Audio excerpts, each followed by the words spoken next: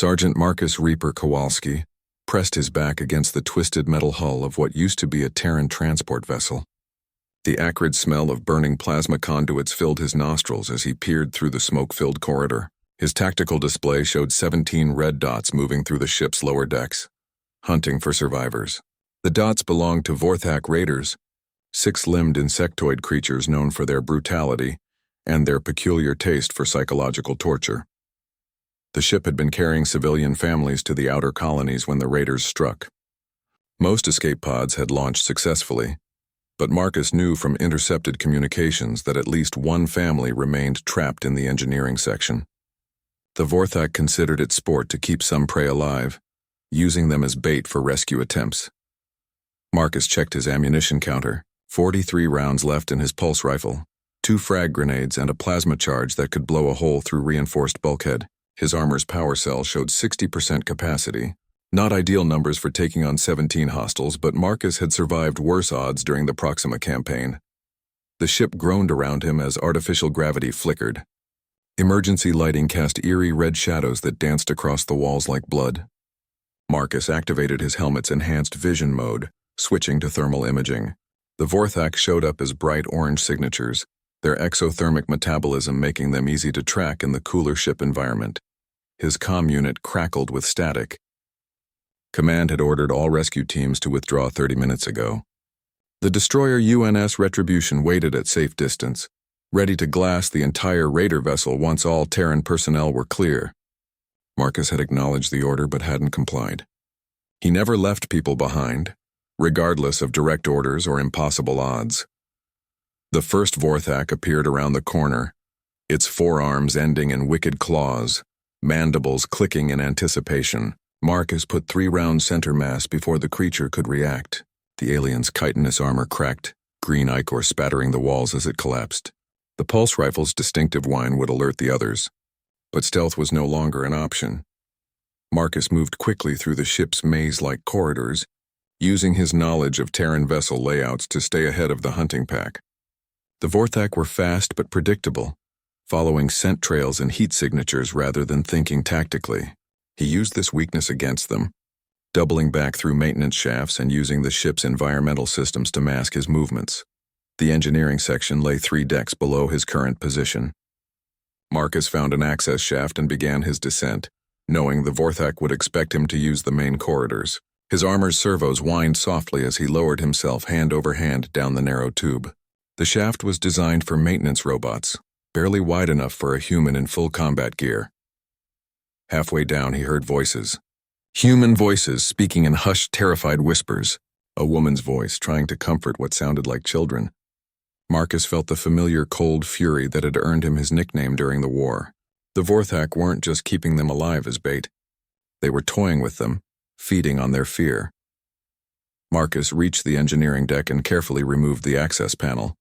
The section stretched out before him, a vast chamber filled with massive power conduits and fusion reactors. The air hummed with barely contained energy. In the center of the space he could see them, a woman in her 30s holding 2 children close, a boy and girl who couldn't be older than 8 or 9. They huddled behind a damaged console while 3 Vorthak circled them like predators playing with wounded prey. The aliens were speaking in their clicking, chittering language, occasionally gesturing toward the family with their claws. Marcus didn't need a translator to understand their intent. The Vorthak took pleasure in prolonging suffering, and these children represented hours of entertainment. Marcus checked his weapon's charge and calculated angles of attack. 3 targets, multiple cover positions, civilians in potential crossfire. The smart play would be to wait for an opening, pick off the Vorthak one by one from concealment. But the children's whimpering told him time was running out. The aliens were growing bored with the anticipation. He thought of his sister's kids back on Earth, safe in their suburban home, probably complaining about homework or arguing over video games. These children deserved the same safety, the same chance at a normal life. Marcus had sworn an oath to protect human life, and that oath didn't come with exceptions for bad tactical situations. The nearest Vorthak turned its back to Marcus's position, focusing on the family. Marcus slipped from the access shaft and moved into the shadows between 2 massive power conduits. The engineering section's background noise would mask his footsteps, but one wrong move would expose his position to all three aliens. His helmet's targeting system locked onto the first hostile. The pulse rifle could punch through Vorthak armor at this range, but the discharge would immediately alert the others. Marcus holstered the rifle and drew his combat knife instead. The monomolecular blade could slice through alien chitin as easily as paper, and it was completely silent. The first Vorthak died without knowing death had found it. Marcus materialized from the shadows like a ghost, his blade opening the creature's throat in one smooth motion. Green blood sprayed across the nearby console as the alien collapsed. The second Vorthak turned at the sound of its companion falling.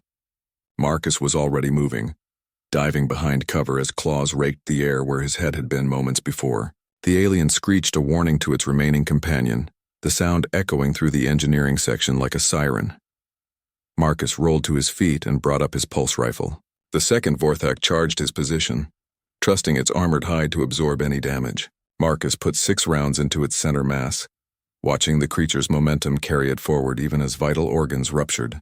It crashed into the power conduit beside him, twitching as nervous system feedback sent random impulses through its dying frame. The third Vorthak had reached the family. It held the woman by her throat with one claw-tipped hand while the other 3 arms gestured threateningly at the children. The alien's compound eyes fixed on Marcus with predatory intelligence. "Human soldier," it spoke in heavily accented standard. "You have made this more interesting, but the price of your heroics will be paid by these soft creatures." The woman's eyes met Marcus's across the engineering section. In them he saw not just terror but determination.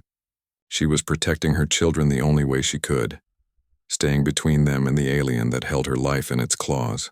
Marcus recognized that look. He'd seen it in mirrors during the darkest days of the war.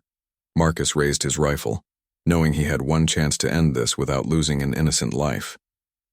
The Vorthak's grip tightened around the woman's throat, its mandibles clicking in what Marcus recognized as alien laughter. The creature stood nearly 7 feet tall, its exoskeleton scarred from countless battles. This wasn't some young raider looking for easy prey. This was a veteran, someone who understood the value of psychological warfare. "Lower your weapon, human," the alien commanded, its translator device rendering the words in cold, mechanical tones. "Or watch these larvae suffer for your pride." Marcus kept his rifle trained on the Vorthak, but his mind raced through tactical options. The alien held the woman in front of itself like a shield, making a clean shot nearly impossible. The children cowered behind their mother, tears streaming down their faces as they tried to process the nightmare surrounding them. "You're making this harder than it needs to be," Marcus said, his voice calm despite the adrenaline coursing through his system. "Let them go and we can settle this between warriors." The Vorthak's compound eyes glittered with amusement. "Warriors? You humans understand nothing of honor. You are soft creatures who hide behind metal and energy weapons. Without your technology, you are prey animals." Marcus noticed the woman's slight movement. She was trying to create distance between herself and her children, positioning her body to give him a cleaner shot. The gesture was subtle, but it told him everything he needed to know about her character. Even facing death, she was thinking tactically. The engineering section's fusion reactors hummed around them, their containment fields fluctuating as damaged control systems struggled to maintain stability. Warning lights blinked amber and red throughout the chamber, indicating that the ship's power grid was failing. Marcus realized the Vorthak raid had caused more damage than initially apparent. "Your ship is dying," Marcus observed, keeping his weapon steady. "Even if you escape with hostages, you'll never make it back to your territory." The alien's mandibles spread in what might have been a smile. "Perhaps, but we will die with honor, having tasted the fear of human spawn. Can you say the same, soldier? Will you die knowing you failed to protect the weak?" Marcus felt time slowing, his combat-enhanced reflexes kicking into overdrive. Years of training and battlefield experience compressed into a single moment of perfect clarity. He could see the micro-expressions on the woman's face, the trembling in the children's shoulders, the subtle shift in the Vorthak's stance that indicated it was preparing to strike. The alien's mistake was assuming human compassion equaled weakness. Marcus had learned during the Proxima campaign that the opposite was true. Humans fought hardest when protecting others, becoming more dangerous as the stakes increased. The Vorthak's psychological torture had achieved the opposite of its intended effect.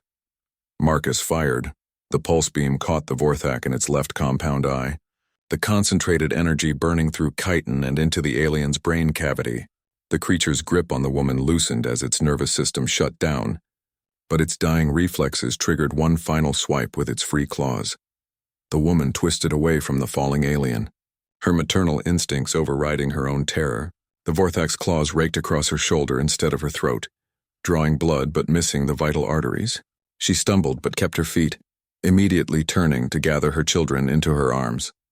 Marcus was already moving, sweeping the engineering section for additional threats while monitoring his tactical display. The other Vorthak aboard the ship were converging on their position, drawn by the sound of pulse rifle discharge and their companion's death scream. "Are you injured?" Marcus asked, kneeling beside the family while keeping his weapon ready. The woman pressed a hand to her wounded shoulder, blood seeping between her fingers. "I'll live. The children are unharmed?" Her voice carried the steady tone of someone accustomed to crisis situations. Marcus revised his initial assessment. "This wasn't just a civilian family. Military?" he asked. "Colonial Survey Team," she confirmed. "Dr. Sarah Chen, xenobotanist. These are my children, David and Emma. We were returning from the Kepler 442 system when the raiders hit." Marcus nodded. Colonial Survey Teams received basic combat training, which explained her tactical awareness during the confrontation. It also meant she understood their current situation better than typical civilians. "The ship's power grid is failing," Dr. Chen continued, her scientific training evident in her calm analysis. "The fusion reactors are operating outside normal parameters. We have maybe 20 minutes before containment failure." "Then we need to move now," Marcus replied. "Can you walk?" Dr. Chen tested her injured arm, wincing but maintaining mobility. "Yes, the children?" 8-year-old David spoke up, his voice shaking but determined. "We can run fast, Mama. We practiced the emergency drills." His sister Emma nodded agreement, though tears still tracked down her cheeks. Marcus felt a surge of respect for the family's courage. They were terrified but functional, exactly what he needed in a combat evacuation. Marcus checked his ammunition counter. 37 rounds remaining. His tactical display showed 11 red dots moving through the ship, all converging on the engineering section. The Vorthak had abandoned their hunting patterns in favor of direct assault. They knew their prey was cornered. "The main corridors are compromised," Marcus explained, pulling up a schematic on his helmet display. "We'll use the maintenance shafts to reach the upper decks. There's an emergency airlock near the command section. My ship is docked there." Dr. Chen studied the route, her scientific mind processing the tactical situation. "The Vorthak will expect us to head for the nearest escape route. They'll concentrate their forces accordingly." "Exactly why we're going the long way around," Marcus confirmed. "Stay close, stay quiet, and do exactly what I tell you when I tell you. No hesitation, no questions." "Understood?" The family nodded in unison. Marcus led them toward the nearest maintenance access, his enhanced hearing picking up the sound of approaching hostiles. The Vorthak were moving fast, their chitinous legs creating a distinctive clicking rhythm against the metal decking. The maintenance shaft was a tight fit for an adult human, nearly impossible with combat armor. Marcus would have to remove his heavier protective plates, reducing his defensive capabilities but maintaining mobility. It was another calculated risk in a mission built on them. As they entered the shaft, Marcus heard the first Vorthak enter the engineering section behind them. The alien scream of rage echoed through the chamber as it discovered its dead companions. The hunt was about to intensify. Marcus sealed the access panel behind them and began leading the family through the ship's mechanical arteries. Emergency lighting cast eerie shadows through the narrow spaces while the constant vibration of failing systems reminded them that time was running out. "Uncle Marcus?" Emma whispered, using the honorary title children often gave to trusted adults. "Are we going to be okay?" Marcus looked back at the little girl's frightened face and made a promise he intended to keep, regardless of the odds against them. "We're going home, sweetheart. All of us." The maintenance shaft felt like crawling through the intestines of a dying beast. Emergency lighting flickered sporadically, casting dancing shadows that made every junction look like a potential ambush point. Marcus led the family through the narrow passages, his armor scraping against the metal walls with each movement. Behind him, Dr. Chen helped her children navigate the tight spaces, whispering encouragement when they struggled. The ship's death throes created a symphony of mechanical distress. Cooling systems wheezed as they fought to prevent reactor overload. Structural supports groaned under stress they were never designed to handle. Most ominously, Marcus could hear the Vorthak tearing through the ship's interior, their claws ripping apart bulkheads as they searched for their escaped prey. Marcus's tactical display showed the aliens spreading throughout the vessel in a coordinated search pattern. They were learning, adapting their hunting strategy to account for human ingenuity. The maintenance shafts wouldn't remain secret for long. "Stop," Marcus whispered, raising his fist in the universal military signal for halt. The family froze behind him as Marcus activated his helmet's audio enhancement. Somewhere ahead, metal was being torn apart with methodical precision. One of the Vorthak had found the shaft system and was following their trail. Marcus reversed direction, carefully maneuvering past the family in the cramped space. "We're going up," he whispered to Dr. Chen. "There's a vertical shaft about 10 meters back." "Can the children climb?" Dr. Chen looked at David and Emma, both exhausted but determined. "They're stronger than they look. Colonial life builds character." The vertical shaft presented new challenges. Marcus had to help each family member climb while watching for pursuit from below. His armor's servos provided additional grip strength, but the children relied on pure determination and their mother's encouragement. Emma slipped halfway up the shaft, her small hands losing their grip on the metal rungs. Marcus caught her before she could fall, his enhanced reflexes allowing him to snag her jacket while maintaining his own position. The girl's eyes were wide with terror, but she nodded bravely when he asked if she could continue. The upper levels of the ship told a different story than the engineering section. Here the Vorthak had been systematic in their destruction. Wall panels hung in twisted ruin, revealing the complex networks of cables and conduits that kept the ship functional. Emergency bulkheads had been torn open like tin cans, their reinforced construction no match for alien claws powered by battle fury. Marcus guided the family through what had once been the ship's medical bay. Overturned equipment and scattered supplies painted a grim picture of the raid's early moments. Dr. Chen gathered what medical supplies she could carry, her scientific training overriding the urgent need for speed. "The wounded shoulder," Marcus observed. "How's the bleeding?" Dr. Chen checked her injury, noting that the makeshift bandage was holding. "Manageable." The cuts weren't as deep as they appeared. David had been unusually quiet during their escape, but now he spoke up. "Mama, why did they take our ship?" "We weren't hurting anyone." Dr. Chen's expression darkened. "Some creatures find pleasure in causing pain, sweetheart. They don't need better reasons." Marcus understood the boy's confusion. Colonial survey teams were scientists and explorers, not military targets. The Vorthak raid on a civilian transport represented escalation in their conflict with humanity. It suggested coordination, planning, and strategic thinking that military intelligence had previously attributed to Vorthak leadership. The family was being used as more than entertainment. They were a message. Marcus's comm unit crackled with static, then cleared to reveal a familiar voice. "Reaper, this is Retribution Actual. You have 5 minutes before we initiate orbital bombardment. Confirm your status." Marcus keyed his transmitter while leading the family toward the next corridor junction. "Retribution, this is Reaper. I have civilian survivors. Require additional time for extraction." The response came after a long pause. "Reaper, the raider ship is approaching critical mass. We cannot delay bombardment without risking their escape." Marcus felt the familiar weight of impossible decisions. Command had written off the transport ship and everyone aboard. From their perspective, 4 lives didn't justify the risk of allowing Vorthak raiders to escape and threaten other colonies. It was cold mathematics, the kind of calculation that won wars but destroyed souls. "Understood, Retribution. Reaper out." Dr. Chen had been monitoring the conversation. "They're going to destroy the ship. With us aboard," Marcus confirmed. "Unless we reach my fighter in the next 4 minutes." The family absorbed this information with remarkable composure. David straightened his shoulders, suddenly looking older than his 8 years. Emma reached for her mother's hand but didn't cry. Dr. Chen simply nodded and checked her children's readiness to move. Marcus led them into the ship's command section, where the destruction was somehow more personal. The captain's chair had been shredded, its occupant's fate evident from the blood staining the deck. Control consoles sparked and smoked, their displays dark or flickering with error messages.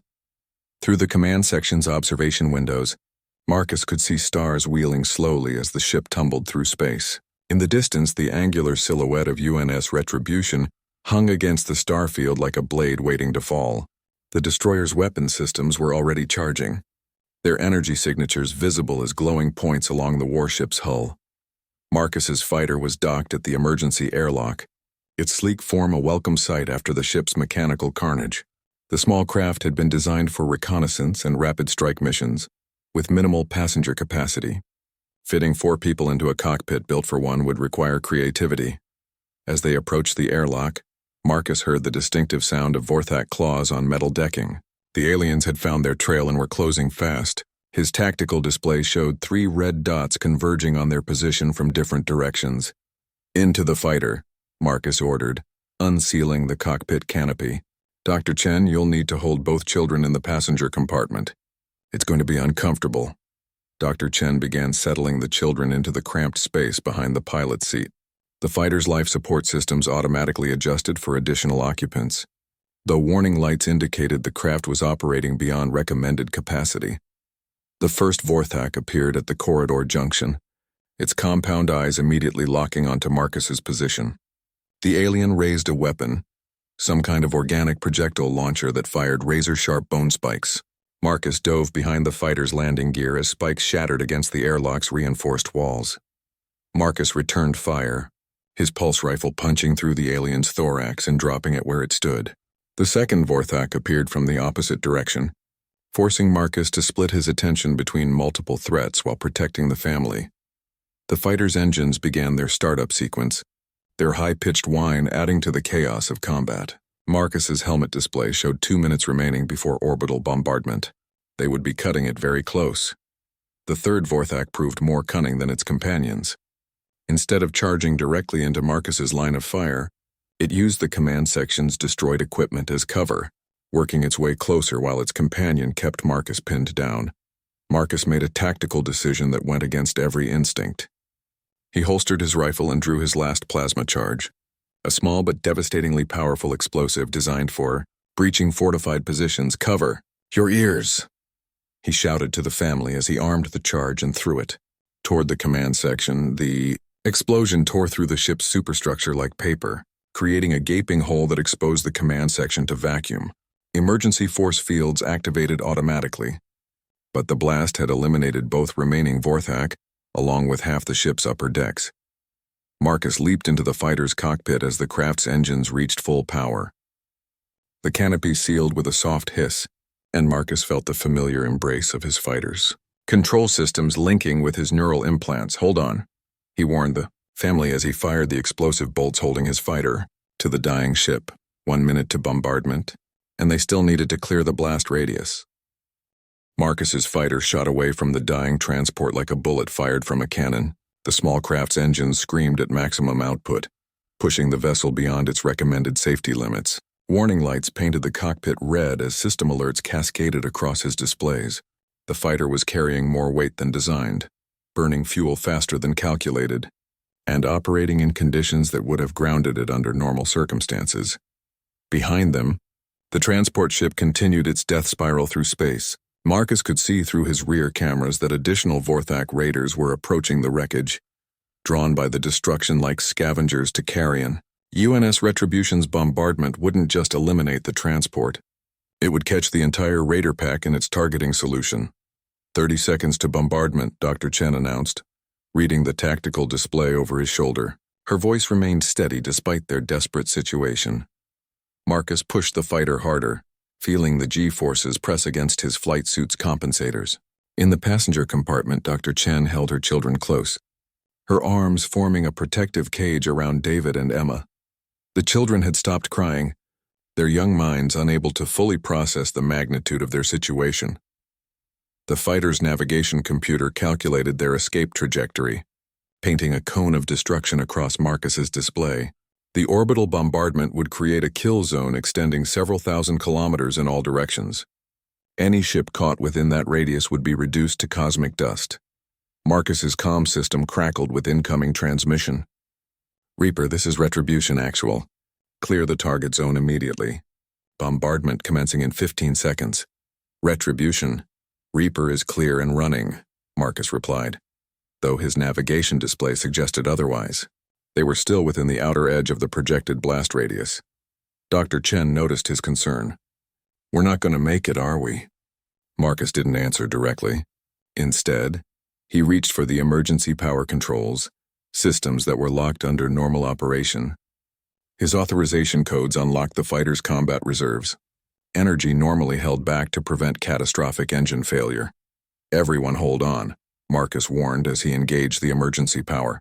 The fighter's acceleration doubled, then tripled. Marcus felt his vision begin to tunnel as G-forces overwhelmed his flight suit's protective systems. Behind him, he could hear Dr. Chen speaking softly to her children, her voice calm despite the crushing acceleration.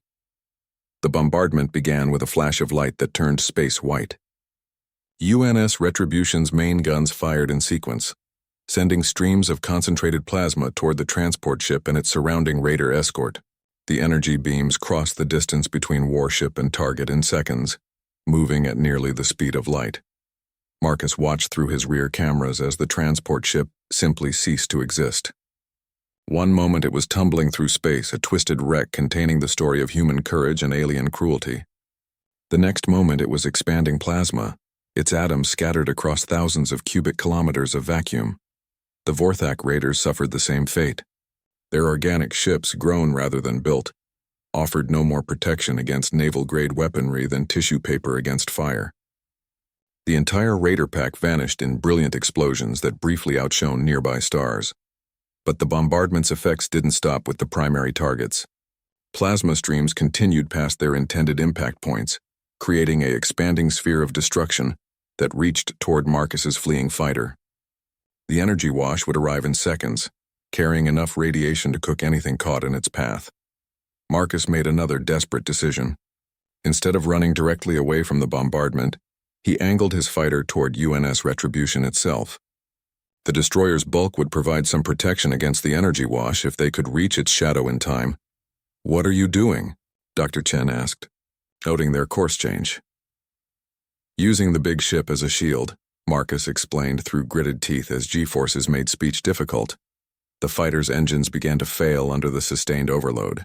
Warning klaxons added their voices to the chaos of emergency alerts. Marcus's neural link to the ship's systems showed him exactly how close they were to catastrophic failure. Fuel reserves dropping, engine temperature approaching critical thresholds, hull stress exceeding safety margins. David spoke for the first time since entering the fighter. "Uncle Marcus, are we going to die?" Marcus looked at the boy through his rear mirror, seeing an 8-year-old trying to be brave for his sister's sake. "Not today, son. Not if I have anything to say about it." The energy wash reached them just as they passed into UNS Retribution's shadow. Marcus felt the fighter's hull heating as radiation sleeted through space around them. Emergency systems activated automatically, deploying heat sinks and radiation shielding that would normally protect against stellar phenomena. For several seconds, the fighter flew through a maelstrom of energy that turned space itself into a weapon. Marcus's instruments went haywire as electromagnetic interference overloaded his sensors. The cockpit's lighting failed, leaving them in darkness broken only by the eerie glow of emergency indicators. Then they were through, emerging into the relative safety of normal space. UN's Retribution loomed ahead of them, its massive bulk reassuring after their harrowing escape. The destroyer's hangar bays were already opening, magnetic recovery systems reaching out to guide the damaged fighter home. Marcus allowed himself to breathe for the first time since the rescue began. They had made it, against impossible odds with inadequate equipment, carrying more passengers than the fighter could safely hold. They had escaped certain death. Dr. Chen released her protective hold on the children, allowing them to sit up and look around the cockpit. Emma's eyes were wide with wonder as she stared at the massive warship, filling their forward view. David pressed his face against the window, watching as smaller craft moved around the destroyer's hull like insects around a sleeping giant. "Is that our ship?" Emma asked. "That's our ride home," Marcus confirmed as the recovery systems took control of his fighter. The landing was gentler than Marcus had expected, given the fighter's damage. As soon as the craft settled onto the hangar deck, emergency teams swarmed around it. Medical personnel stood ready to treat the wounded, while engineers began assessing the fighter's condition. Marcus popped the cockpit canopy and climbed out on shaking legs. The adrenaline that had sustained him through the rescue was finally fading, leaving him exhausted but satisfied. Dr. Chen emerged from the passenger compartment with her children, all three of them pale but unharmed. A medical technician approached with a stretcher, but Dr. Chen waved him off. The shoulder wound is superficial. The children are uninjured. Captain Harrison of UNS Retribution strode across the hangar deck, his expression mixing relief with military discipline. Marcus came to attention despite his exhaustion, but the captain gestured for him to relax. "Stand easy, Sergeant. That was either the bravest or most foolish thing I've ever witnessed." Marcus managed a tired smile. "Sometimes there's not much difference between the two, sir." Captain Harrison turned to address Dr. Chen and her children. "Doctor, I'm sorry for what you've endured. Your transport was carrying valuable research data?" Dr. Chen nodded. 3 years of xenobotanical surveys from the Kepler 442 system. The data cores should have survived in the emergency pods. "We'll recover what we can," the captain promised. "In the meantime, you'll have guest quarters aboard Retribution for the journey home." As the family was escorted away by medical personnel, David broke free and ran back to Marcus. The boy threw his arms around the soldier's waist, hugging him tightly. "Thank you for saving us, Uncle Marcus." Marcus knelt down to the boy's level, seeing his own reflection in young eyes that had witnessed too much in one day. "Remember this, David. Sometimes doing what's right means taking risks others won't take. But those risks are worth it when they protect the people we care about." The boy nodded solemnly, understanding more than his age should allow. As he rejoined his family, Marcus watched them disappear into the ship's corridors, knowing their ordeal was finally over. But Marcus's mission was just beginning. The Vorthak raid had been too coordinated, too strategic to be a random attack. Someone was feeding them intelligence about human shipping routes and cargo manifests. The war was about to get much more complicated.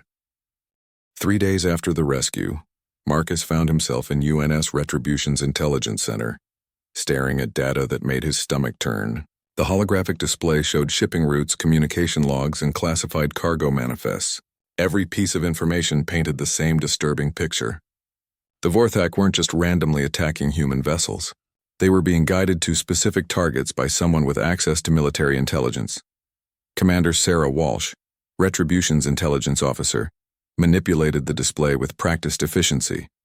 Her expression remained professionally neutral, but Marcus could see the anger burning in her eyes. Betrayal was personal for intelligence officers, a violation of the trust that kept their networks functioning. "The pattern is undeniable," Walsh explained, highlighting specific data points. "The Vorthak have hit 17 civilian transports in the past 6 months. Every single vessel was carrying either advanced research, strategic materials, or high-value personnel. They're not raiders anymore, Sergeant. They're conducting precision intelligence operations." Marcus studied the tactical display, his mind processing the implications. "Someone's feeding them targeting data. Real-time information about departure schedules, cargo manifests, security details." "It gets worse," Walsh continued, pulling up communication intercepts. "We've been monitoring Vorthak transmissions since the attack on Dr. Chen's transport. They're using human encryption protocols, Sergeant. Military-grade codes that should be impossible for them to break." The betrayal ran deeper than Marcus had imagined. Someone within the human military hierarchy was actively collaborating with an enemy that considered torture an art form. The Vorthak weren't just learning about human shipping. They were learning how humans thought, how they planned, how they protected themselves. Dr. Chen entered the intelligence center, her wounded shoulder still bound, but her movement unrestricted. She had requested permission to review the data, claiming her research might provide relevant context. Marcus suspected she wanted to understand why her family had been targeted. "Doctor," Walsh acknowledged. "How are the children adjusting?" "Better than expected," Dr. Chen replied. "David has been asking about ship operations. Emma wants to know about the stars we're passing." Resilient minds adapt quickly. Marcus noticed she didn't mention her own adaptation. Dr. Chen carried herself differently now, with the alert posture of someone who had learned that safety was an illusion. The universe had shown her its true face, and she was adjusting her worldview accordingly. "Your research from Kepler 442. Walsh began. "What exactly were you studying?" Dr. Chen activated her personal data pad, displaying botanical surveys and genetic analyses. Adaptive plant species that showed remarkable resistance to environmental toxins. The implications for terraforming were significant. Marcus leaned closer to the display. Terraforming applications would be valuable to any species looking to expand into human territory. More than valuable, Dr. Chen confirmed. Revolutionary. The plants we discovered could transform hostile environments into habitable colonies in decades rather than centuries. It would give any species a massive advantage in galactic expansion. Walsh's expression sharpened. Who had access to your research data? The Colonial Development Authority received regular updates, Dr. Chen replied, along with the Department of Xenobiology, the Terraforming Commission, and the Office of Strategic Resources. Each organization represented dozens of officials with security clearances and access to classified information. The list of potential collaborators was extensive, making the investigation exponentially more complex. Marcus's comm unit chimed with an incoming priority message. Captain Harrison was requesting his presence on the bridge. The destroyer had received new intelligence that required immediate tactical assessment. As Marcus prepared to leave, Dr. Chen caught his attention. "Sergeant, may I ask you something personal?" Marcus paused, noting the careful formality in her tone. "What's on your mind, Doctor?" "During the rescue, you made decisions that put your life at risk for strangers. You didn't know us, had no personal investment in our survival. Why?" The question touched something fundamental in Marcus's character, a principle that had guided him through years of combat and moral ambiguity. Because someone has to draw the line. If we don't protect the innocent, we become the monsters we're fighting against. Dr. Chen nodded slowly. David has been talking about joining the military when he's older. He wants to be like the soldier who saved his family. Marcus felt a chill at the thought of that 8-year-old boy carrying a rifle into combat. War changes people, Doctor. Sometimes in ways they don't expect. All the more reason to ensure the war ends with the right people winning, Dr. Chen replied. Marcus made his way to the bridge, where Captain Harrison was reviewing tactical displays with his senior staff. The bridge hummed with controlled activity as crew members processed incoming intelligence and updated their understanding of the strategic situation. "Sergeant," Harrison greeted him, "we've received disturbing intelligence from Sector Command. 3 more civilian transports have gone missing in the past 48 hours. No distress calls, no debris fields, no survivors. The tactical display showed the missing vessels' last known positions, scattered across human space but following similar shipping routes. Each disappearance represented hundreds of civilian lives, families like Dr. Chen's who had trusted in humanity's ability to protect them. The Vorthak are getting bolder, Marcus observed, or their intelligence source is providing better targeting information. Intelligence suggests both, Harrison confirmed. We're dealing with a coordinated campaign designed to cripple human expansion efforts. Someone is systematically identifying and eliminating our most valuable civilian assets. The implications were staggering. If the pattern continued, human colonization efforts would become impossible. No corporation would risk sending research teams or terraforming equipment into space if the Vorthak could predict their movements with perfect accuracy. Marcus studied the tactical data, looking for patterns that might reveal the collaborator's identity. What about communication logs? Someone's passing information to the Vorthak. There has to be a transmission trail. Harrison's communications officer, Lieutenant Torres, spoke up from her station. We've been analyzing communication patterns for weeks, Sergeant. Whoever's doing this is using indirect methods. Dead drops, coded messages, possibly even embedded agents. The bridge's main display shifted to show communication network analysis. Thousands of data points connected human military installations, research facilities, and shipping companies. Somewhere in that network, a traitor was feeding information to humanity's enemies. Dr. Chen's voice came over the bridge intercom. "Captain Harrison, I'm receiving a priority transmission from the Colonial Development Authority. They want to speak with me immediately." Harrison frowned. "Patch it through to Conference Room 3. Sergeant Kowalski, Commander Walsh, please join Dr. Chen for this conversation." The 3 of them gathered in the small conference room as the communication system established contact with CDA headquarters. The face that appeared on the screen belonged to Director James Morrison, a bureaucrat Marcus recognized from intelligence briefings. "Dr. Chen," Morrison began, his tone carefully neutral. "I'm relieved to hear you and your children survived the attack. Your research was invaluable to the terraforming program." Marcus noticed the past tense.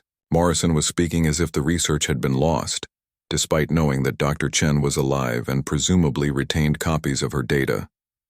Director Morrison, Dr. Chen replied carefully, "I'm glad to report that my research data survived the attack.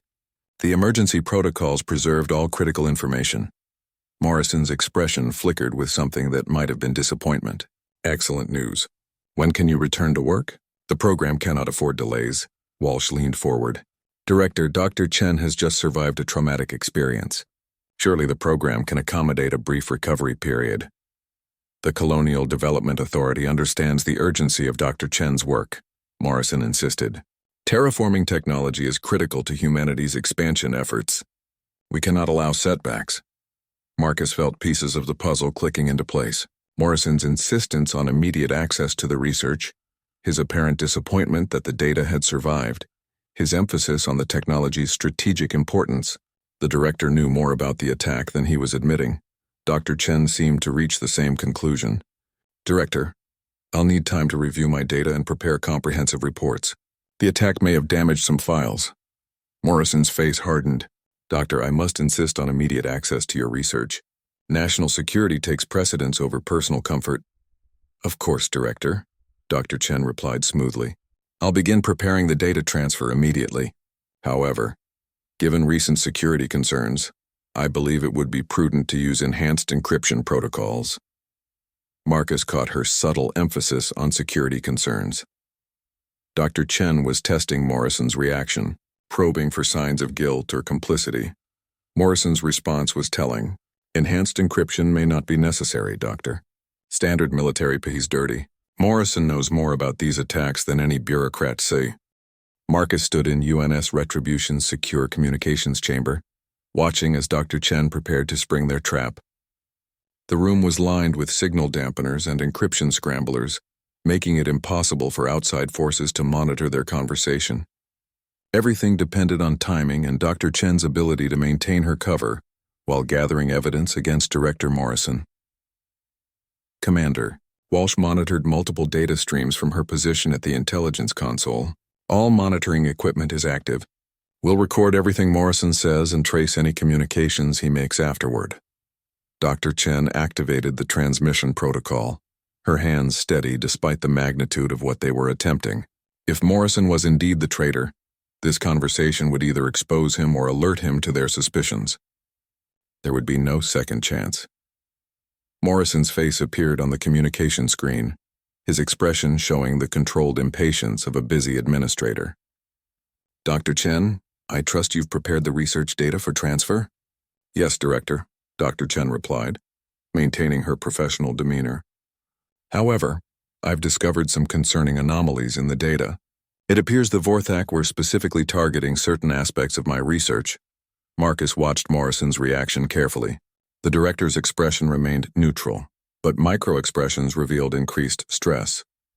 His pupils dilated slightly and a barely perceptible muscle twitch affected his left eye. "What kind of anomalies?" Morrison asked. Dr. Chen pulled up fabricated data on her screen, charts and graphs that suggested the Vorthak had been seeking specific genetic sequences from her botanical research. They seemed to have known exactly which plant species would be most valuable for terraforming applications. Someone provided them with detailed targeting information. Morrison leaned forward, his interest clearly piqued. "That's impossible. Your research was classified at the highest levels. Only a handful of officials had access to detailed specifications." "Exactly my concern," Dr. Chen continued. "The attack pattern suggests inside knowledge. Someone with access to both my research and shipping schedules guided the Vorthak to our transport."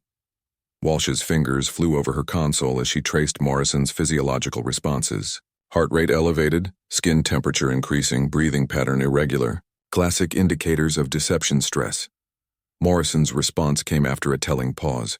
"Dr. Chen, these are serious accusations. If you suspect a security breach, we need to investigate immediately.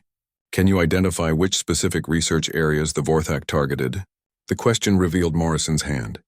Instead of focusing on the security implications or expressing outrage at the betrayal, he was seeking information about what the Vorthak had learned.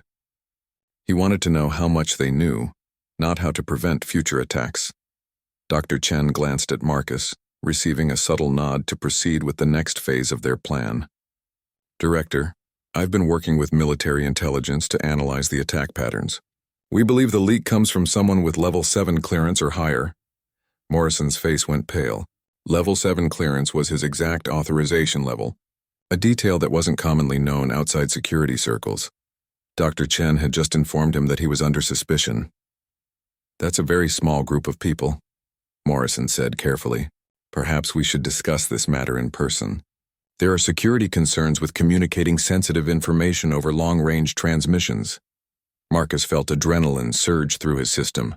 Morrison was trying to isolate Dr. Chen, get her away from military protection where she could be silenced permanently.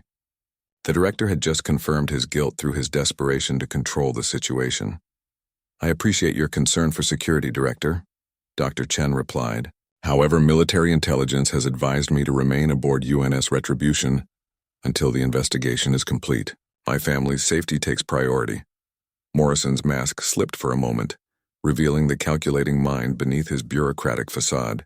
Dr. Chen, I must insist you return to headquarters immediately. The Colonial Development Authority requires direct access to your research. National security supersedes personal safety concerns. Commander Walsh activated her communication systems, sending coded alerts to military intelligence networks throughout human space. Morrison's conversation was being recorded and analyzed in real time, building a case that would destroy his career and potentially save thousands of lives.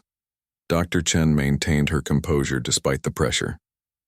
Director, surely you understand my reluctance to travel given recent events. My children have been through enough trauma. Your children's trauma is regrettable, Morrison replied, his tone hardening, but your research could prevent similar attacks in the future. The needs of humanity outweigh individual concerns.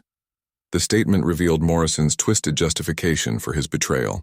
He believed he was serving humanity's interests by collaborating with the Vorthak, possibly through some misguided notion of inevitable defeat or negotiated peace. Marcus decided to take a more direct approach. He stepped into camera range, his military bearing immediately recognizable to Morrison. Director Morrison, Marcus said formally. This is Sergeant Marcus Kowalski, Military Intelligence. I have some questions about your security protocols. Morrison's reaction was immediate and telling. Instead of surprise or curiosity, his expression showed recognition and fear. He knew Marcus's name, knew his reputation, and understood what his presence meant for the investigation. Sergeant, I'm not sure what authority you believe you have in this matter, Morrison began.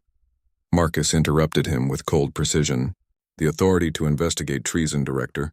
We have evidence that someone in your organization has been providing targeting information to Vorthak raiders, that someone has blood on their hands. Morrison's composure finally cracked. You have no idea what you're dealing with, Sergeant. The Vorthak are more powerful than you imagine. Resistance is futile. Cooperation offers humanity's only hope for survival. The admission hung in the air like a confession signed in blood. Morrison had just admitted to collaborating with the enemy, justifying his actions through a defeatist philosophy that Marcus found personally offensive. Survival through surrender isn't survival, Marcus replied. It's slow extinction. Dr. Chen leaned forward, her scientific mind focusing on practical details. Director, how long have you been feeding information to the Vorthak? How many lives have been lost because of your cooperation? Morrison's face showed a mixture of guilt and defensive anger. You don't understand the strategic situation. The Vorthak have technologies we can't match. Their biological ships regenerate damage. Their weapons ignore our armor.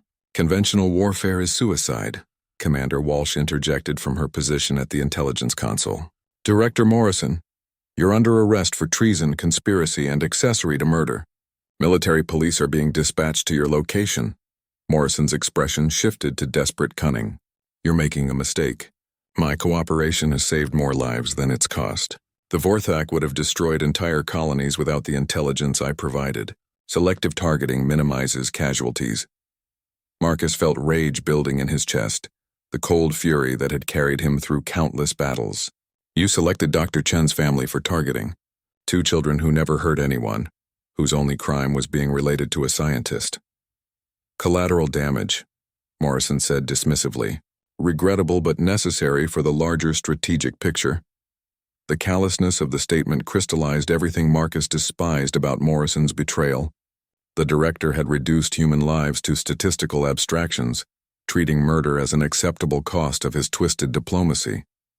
Dr. Chen spoke with quiet intensity.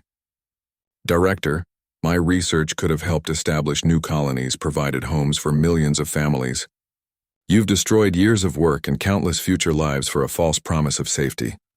Morrison's final words revealed the depth of his delusion. The Vorthak promised to spare Earth if we cooperated with their expansion efforts. Humanity could survive as a client species rather than facing extinction. The transmission ended as security forces at CDA headquarters arrested Morrison. Marcus, Dr. Chen, and Commander Walsh sat in silence, processing the magnitude of what they had uncovered. A client species, Dr. Chen said finally. He was willing to trade human independence for the illusion of protection. Marcus checked his chronometer. We need to act fast. Morrison's arrest will alert any other collaborators.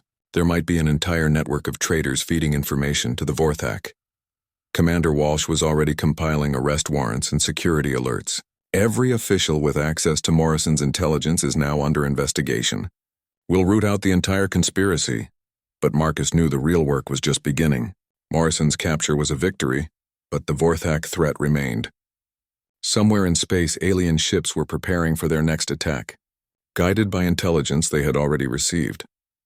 The war was about to enter a new phase, one where humanity would finally fight back with full knowledge of their enemy's capabilities and limitations.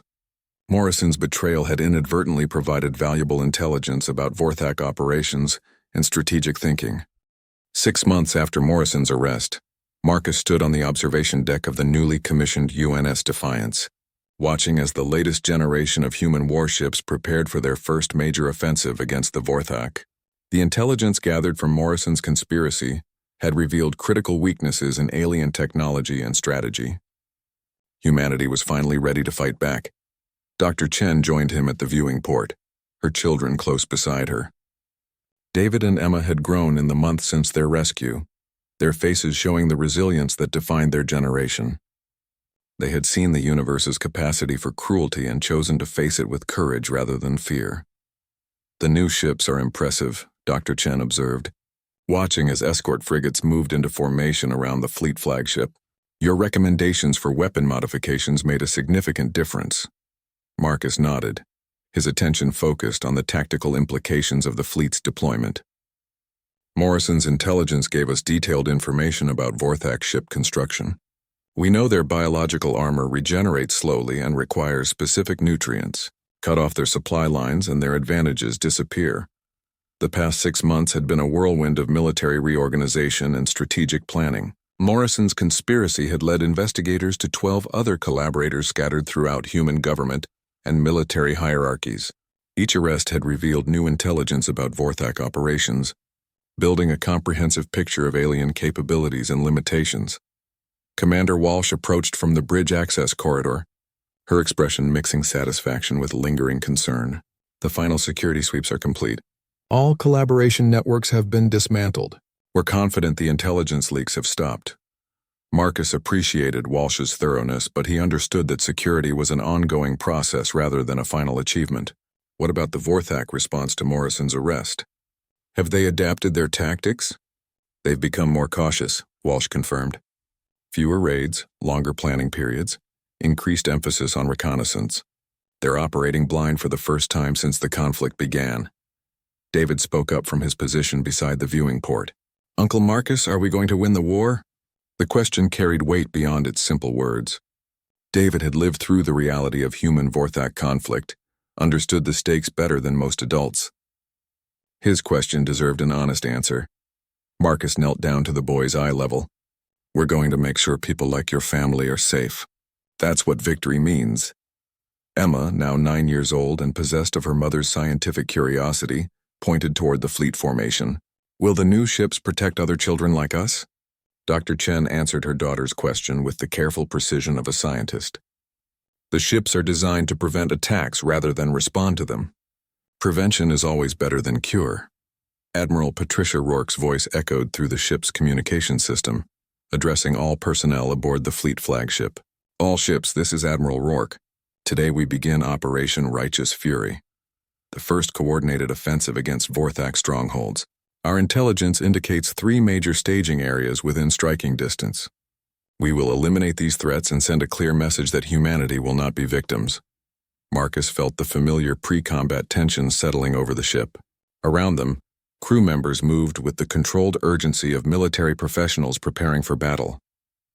The stakes were higher than any previous engagement, but so was humanity's level of preparation. Dr. Chen's research had played a crucial role in developing new defensive technologies. Her botanical studies had led to breakthrough discoveries in regenerative armor systems that could adapt and heal like living tissue. The irony wasn't lost on Marcus that research the Vorthak had tried to steal was now being used to defeat them. The fleet began its transition to hyperspace, reality blurring as advanced physics bent space-time around the massive warships. Marcus had experienced hundreds of hyperspace jumps, but this one felt different. They weren't running from the enemy or responding to an attack. They were carrying the fight to the Vorthak for the first time. "How long until we reach the target system?" David asked, his 8-year-old mind trying to comprehend the vast distances involved in interstellar warfare. 72 hours, Marcus replied. Time enough for final preparations and tactical planning. Emma looked up at Marcus with serious eyes. Will you have to fight the bad aliens again? Marcus considered his answer carefully. These children had earned the right to truth rather than comfortable lies. Yes, sweetheart. But this time we're ready for them. Dr. Chen placed protective hands on her children's shoulders. Marcus won't be fighting alone. He'll have the entire fleet supporting him. The conversation was interrupted by an announcement from the bridge. Captain Morrison, no relation to the traitorous director, requested Marcus's presence in the Tactical Planning Center. The fleet's intelligence officers were conducting final mission briefings. As Marcus prepared to leave, Dr. Chen caught his attention. Sergeant, there's something I want you to know. David has been writing reports about the rescue mission. He wants to become a military historian, documenting the stories of soldiers who protect innocent people. Marcus felt a surge of pride mixed with concern. Military history is important work. Someone needs to record what really happens during wartime. David stepped forward with the serious expression he'd worn since the rescue. Uncle Marcus, I want to make sure people remember why you saved us. My teacher says heroes are just people who do the right thing when it's dangerous. The boy's words struck Marcus more deeply than any military commendation. David understood the fundamental truth that drove human resistance against the Vorthak. Heroes weren't superhuman. They were ordinary people who refused to accept evil as inevitable. Keep writing those reports, son, Marcus said. Future generations need to understand what we fought for. Marcus made his way to the tactical center, where holographic displays showed detailed intelligence about Vorthak strongholds. The 3 target systems contained manufacturing facilities, fleet bases, and command centers that coordinated alien operations throughout human space. Admiral Rourke gestured toward the central display. Sergeant Kowalski, your experience with Vorthak tactics makes you invaluable for this operation. What do you see? Marcus studied the intelligence data, looking for patterns and vulnerabilities. They're clustered around asteroid mining operations. The biological ships need rare minerals for their regenerative systems. Cut off their mineral supply and their entire fleet becomes vulnerable. The tactical implications were significant. Instead of engaging the Vorthak in direct ship-to-ship combat, humanity could target their infrastructure and force them to fight on depleted resources. Asteroid mining facilities are easier targets than warships, Marcus continued. Less defended, more vulnerable to sabotage. We could cripple their operational capacity without major fleet engagement. Admiral Rourke smiled with predatory satisfaction. My thoughts exactly. We'll hit their mining operations first, then force their fleet to engage us while their ships are operating at reduced effectiveness. The strategy represented everything Marcus admired about human tactical thinking. Instead of matching alien strengths against human weaknesses, they were using intelligence and adaptability to create favorable conditions for engagement. Over the next 72 hours, Marcus worked with fleet intelligence to refine target priorities and assault vectors. The operation would involve precision strikes against carefully selected targets, coordinated to maximize disruption while minimizing human casualties. Dr. Chen and her children spent time with various ship departments, learning about different aspects of military operations. David showed particular interest in communication systems, while Emma gravitated toward the medical bay, where she could observe scientific procedures. When UNS Defiance finally dropped out of hyperspace at the first target system, Marcus was on the bridge with the senior staff. The Vorthak stronghold appeared on the main screen, a cluster of organic structures growing like cancerous tumors around a massive asteroid. All ships, commence Operation Righteous Fury, Admiral Rourke commanded. The battle began with surgical precision rather than overwhelming force. Human fighters swept through the system like surgical instruments, targeting specific structures while avoiding areas that might contain prisoners or valuable intelligence. Marcus watched through the tactical display as months of planning came to fruition. The Vorthak responded with confusion rather than their usual coordinated aggression. They had been operating with perfect intelligence about human movements for so long that fighting blind had become nearly impossible. One by one, the alien mining facilities exploded in brilliant flashes of contained fusion. Vorthak ships emerged from their hiding places, but their movements seemed sluggish and uncoordinated. Without their usual intelligence advantages, they were just another species with biological technology.